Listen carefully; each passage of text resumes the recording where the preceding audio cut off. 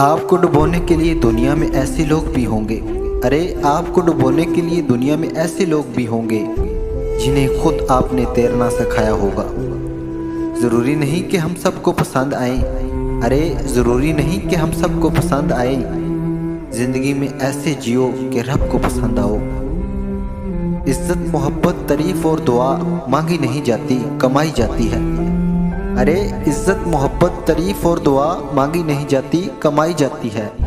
जिंदगी में रिस्क लेने से कभी मत डरो। या तो जीत मिलेगी या हार गए तो सीखने को मिलेगा।